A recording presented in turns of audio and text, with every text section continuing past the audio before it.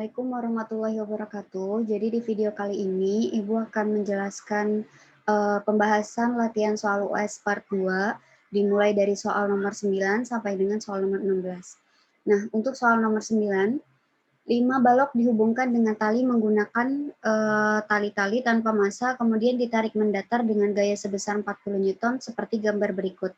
Nah, jadi ada 5 buah balok yang masanya 2 kg, 3 kg, 4 kg, 5 kg, dan 6 kg. Nah, kelima balok itu ditarik dengan gaya sebesar 40 Newton ke arah kanan. Koefisien gesekan antara masing-masing benda dengan lantai sebesar 0,1. Jika percepatan gravitasi sebesar 10 meter per second kuadrat, maka besar gaya tegangan tali antara balok bermassa 5 kg dan 6 kg adalah titik-titik-titik. Nah, di sini perlu diketahui bahwa bidang lintasan dari kelima balok tadi itu adalah lantai kasar ya. Jadi nanti akan ada gaya gesek yang arahnya berlawanan. Nah, langkah pertama untuk menentukan gaya tegangan tali antara balok 5 kg dan 6 kg, berarti di tengah-tengah ini ya, itu yang pertama harus kita cari percepatan sistem terlebih dahulu. Nah, jadi ibaratnya 5 balok tadi kita gabung menjadi satu. Nah, ketika kita gabung menjadi satu, maka masanya itu sebesar M sama dengan 20 kilo. Kemudian massa total tadi ditarik dengan gaya F 40 Newton ke kanan, karena lantainya kasar maka akan timbul gaya gesek Fg ke arah kiri. Ya, kemudian ada gaya normal ke arah atas dan ada gaya berat M kali G ke arah bawah. Apabila lantainya licin, maka langsung aja F sama dengan M kali A. A-nya itu berarti F per M. Nggak perlu ada Fg, nggak perlu ada N ataupun Mg. Di sini kita jabarkan ada N dan Mg karena ada Fg. Ya, karena Fg itu rumusnya adalah mu dikali N. Sedangkan N-nya itu adalah M kali G.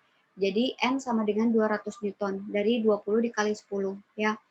Di sini Fg-nya mu dikali N, berarti 0,1 dikali 200, jadinya 20.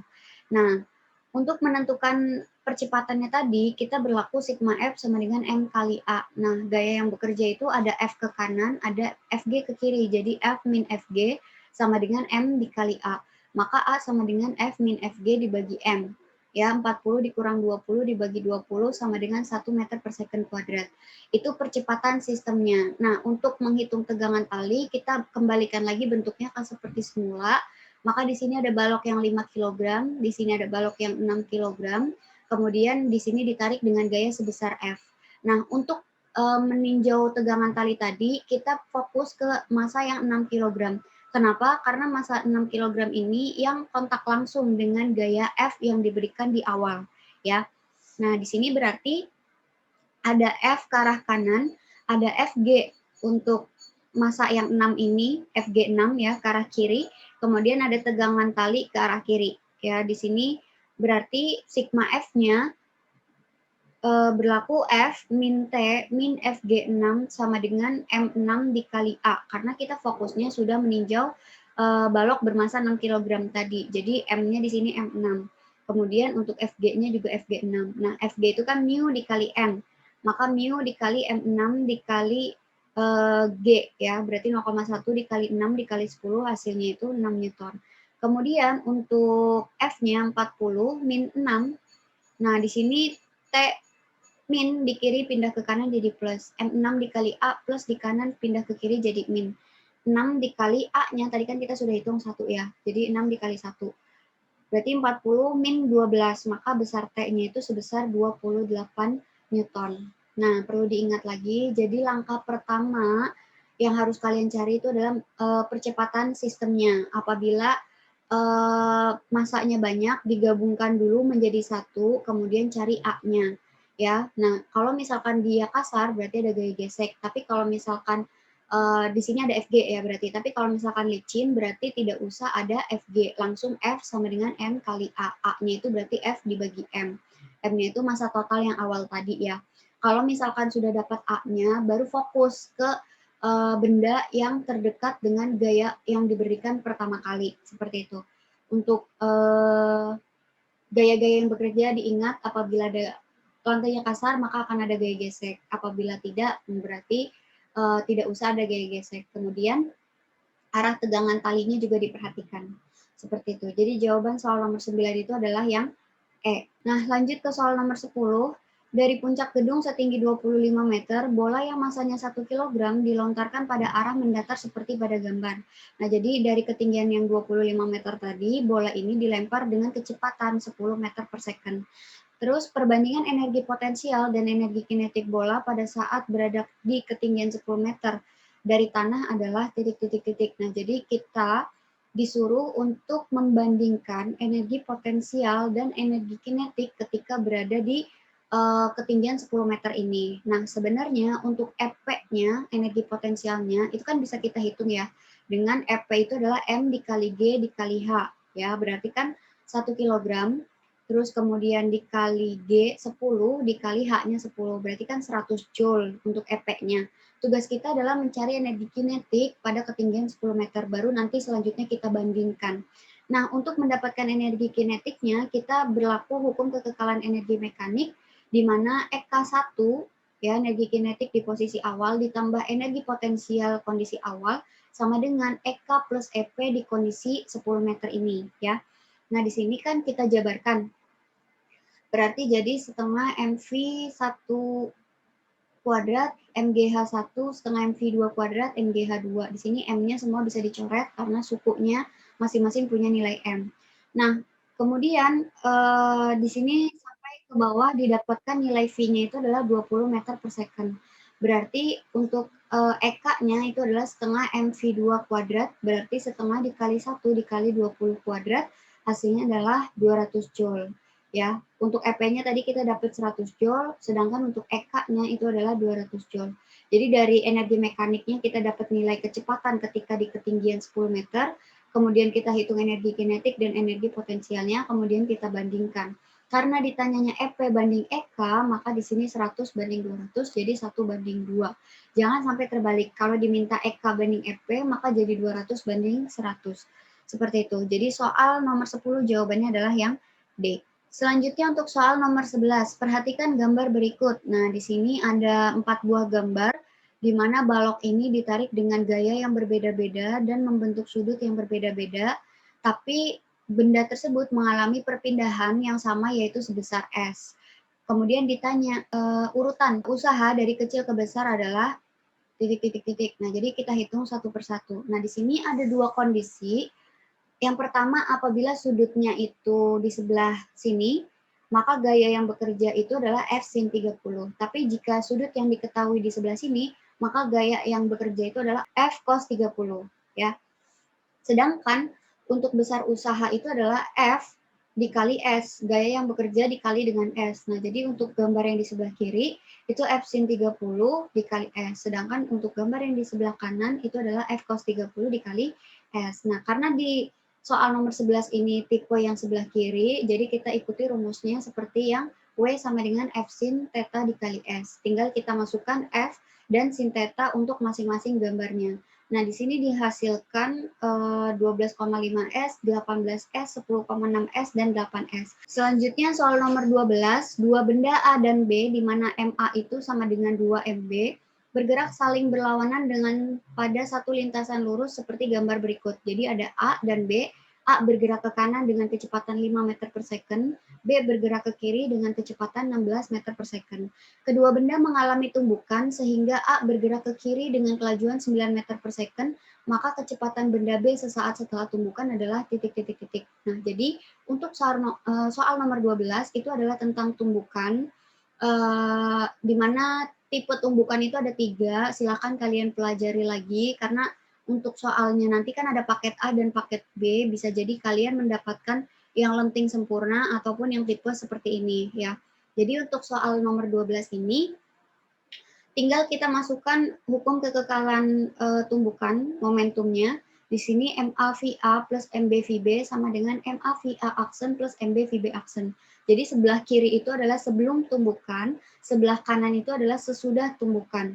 Nah, di sini karena MA-nya 2MB, maka diganti MA-nya menjadi 2MB. Dikali VA-nya 5, ditambah MB dikali min 16. Kenapa min? Karena di awal B itu bergeraknya ke arah kiri ya. Jadi kita masukkan min 16. Kemudian setelah tumbukan A bergerak ke kiri ya kan. Jadi di sini min 9. Kemudian MA-nya juga kita ganti 2MB. Nah, berikutnya kita dapatkan bahwa VB aksennya itu sama dengan 12 meter per second. Karena hasilnya positif, maka VB itu adalah 12 meter per second ke arah kanan. Jadi jawaban soal nomor 12 itu yang D. Nah, untuk tumbukan jenis lenting sempurna, apabila masanya sama, di sini misalkan MA sama dengan MB ya, maka setelah tumbukan, kecepatannya itu tinggal tukeran. Ibaratnya sama nih seperti soal nomor 12, tapi di sini dijelaskan bahwa tumbukannya itu lenting sempurna, kemudian masanya itu sama. Ya, kalau ini kan MA sama dengan 2 MB, tapi kalau lenting sempurna, kemudian masanya sama, maka kecepatan setelah tumbukannya itu adalah tinggal ditukar. Jadi nanti VA aksennya itu jadi min 16 karena dia akan bergerak ke kiri, dan VB aksennya itu 5 meter per second karena dia akan balik ke arah kanan gitu. Jadi diperhatikan arah awalnya dan arah akhirnya itu adalah kebalikan. Dan untuk kecepatannya tinggal ditukar. Yang berikutnya untuk soal nomor 13, perhatikan gambar berikut ini. Jadi ada sebuah wadah, kemudian di sini ada titik kebocoran yang berjarak 60 cm dari dasar wadah. Kemudian bocornya ini memancar sejauh X, di mana air memancar dari lubang yang berada 60 cm di atas dasar tangki. Nah, dan jatuh di tanah sejauh 48 cm. Maka X-nya itu adalah 48 cm. Letak lubang dari permukaan air di dalam tangki sejauh titik-titik-titik. Nah, jadi yang ditanya itu adalah letak lubang ini dari permukaan. Nah, berarti di sini ada H1, ada H2, dan ada X ya. H1 itu ketinggian dari permukaan ke lubang, H2 itu dari lubang ke dasar, dan X itu jarak pancurannya. Nah, di sini rumus yang berlaku itu adalah X sama dengan 2 akar H1 dikali H2. Ya, berarti X, karena kita mau mencari H1, ya kan, jadi supaya dia keluar dari akar, ini harus kita kuadratkan. Maka X menjadi X kuadrat, 2 kuadrat menjadi 4, H1 dikali H2. Nah, berarti H1 itu adalah X kuadrat dibagi 4 H2. Kita masukkan X-nya itu kan 48, karena kuadrat jadi 48 dikali 48, dibagi 4 dikali 60. Nah, di sini 48 dicoret sama 4 dapat 12, 12 dicoret sama 60 dapat 5 di bawah. 48 dibagi 5 hasilnya itu 9,6 cm. Jadi jawaban untuk soal nomor 13 itu yang C. Nah, selanjutnya soal nomor 14, balok kayu 20% volumenya tercelup dalam fluida B. Nah, di mana massa jenis fluida B itu adalah 1000 kg per meter kubik dan 20% volumenya muncul di permukaan fluida A ya, dengan massa jenis fluida A itu adalah 700 kg per meter kubik seperti gambar ini. Jadi yang tercelup di B itu 20% dan yang muncul di permukaan itu 20%. Maka yang tercelup di dalam fluida A itu adalah 60%. Pertanyaannya massa jenis balok adalah titik-titik-titik. Nah, jadi kalau kondisinya seperti ini, kemudian ditanya massa jenis balok, maka massa jenis balok itu adalah persentase di A dikali massa jenis A ditambah persentase di B dikali massa jenis B. Nah, karena di A itu persentasenya 60, maka 60% dikali 700 ditambah 20% dikali 1000. 60% dan 20% itu adalah 0,6 dan 0,2. Nah, tinggal dikali, hasilnya itu jadi 620 kg per meter kubik. Jadi jawaban untuk soal nomor 14 itu yang D. Selanjutnya soal nomor 15, perhatikan gambar berikut. Nah, di sini ada kondisi awal, jadi ada satu piringan bergerak dengan kecepatan sudut omega 0. Nah, kemudian sistem tadi ditambahkan satu piringan lagi sehingga piringan 1 dan piringan 2 bergerak bersama dengan kecepatan sudut omega. Nah, piringan 1 berputar dengan kecepatan sudut 3,6 radian per second dan piringan 2 dalam keadaan diam. Kedua piringan memiliki momen inersia setengah mr kuadrat. Jika jari-jari piringan pertama dan kedua itu 40 dan 20, setelah digabung piringan berputar bersama-sama dengan kecepatan sudut sebesar titik-titik-titik. Nah, jadi di sini berlaku hukum kekekalan momentum sudut ya, di mana L1 sama dengan L2. Nah, momentum sudut atau L itu adalah momen inersia dikali kecepatan sudut. Jadi I dikali kecepatan sudut omega ya. Karena I-nya tadi disebutkan setengah mr kuadrat, nah jadi di sini di kondisi 1 itu hanya berasal I dari piringan 1. Tapi di kondisi kedua, karena digabung, maka I2-nya itu adalah momen inersia gabungan dari piringan 1 dan piringan 2. Nah, jadi di sini setengah M1R1 kuadrat dikali omega 1 sama dengan setengah M1R1 kuadrat ditambah setengah M2R2 kuadrat dikalikan dengan omega 2. Nah, yang ditanya itu adalah omega 2-nya. Tinggal kita masukkan angka masing-masingnya. Jangan lupa ubah cm ke dalam meter. Kemudian hasilnya itu adalah omega 2 sama dengan 3,2 radian per second. Jadi jawaban untuk soal nomor 15 itu yang C. Yang terakhir soal nomor 16, berikut ini adalah gambar penampang sayap pesawat terbang dan aliran udara yang melintasinya. Nah, di sini V1 itu adalah kecepatan bagian atas dan V2 itu adalah kecepatan bagian bawah. Jika besar V1 sama dengan 150 meter per second dan V2 itu 100 meter per second, serta massa jenis udara di tempat tersebut adalah 1,2 kg per meter kubik, maka gaya angkat pesawat per satuan luas pesawat, sayap pesawat terbang adalah titik-titik-titik. Nah, jadi pada dasarnya rumus yang berlaku itu adalah F sama dengan setengah rho UA dikali V1 kuadrat min V2 kuadrat. Jadi kecepatan yang atas dikuadratkan dikurang kecepatan yang bawah dikuadratkan. Nah, karena ditanyanya F per A, maka A kan pindah ya.